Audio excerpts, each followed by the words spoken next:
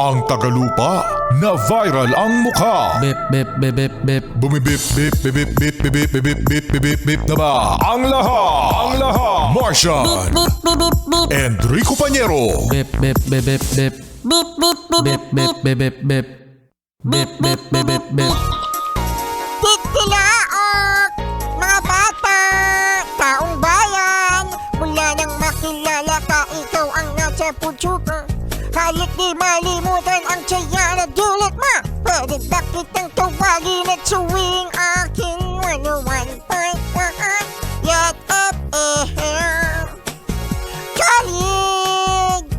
Pag sinabi kong Yat FM, sabihin nyo Chalet! Okay?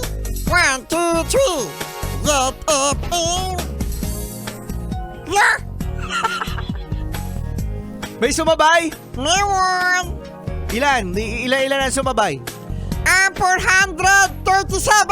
Uy, 437! Shout out sa 437 na sumabay! Thank you Ngayon mga yes friend ay July 2, Wednesday. Kamusta naman ang pasok ng inyong July mga yes friend? Kamusta ang pasok? Pasok na pasok! Swabing-swabe ang pasok! Suwabing-suwabe ba ang pasok? Well mga yes friend, tandaan, walang malas. Ha? Walang malas mga yes friend. Isipin natin, tayo ay... Swerte! Yun, sabihin mo. Sabihin nating lahat mga yes friend, sabay-sabay ha. Swerte ako.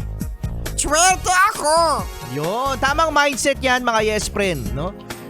Tamang mindset yan. Positive.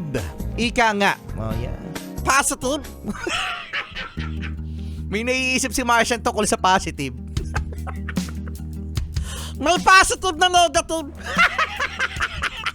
Oo nga, no? Rico Pañero. May isa, di ba may positive na negative? Bigla na lang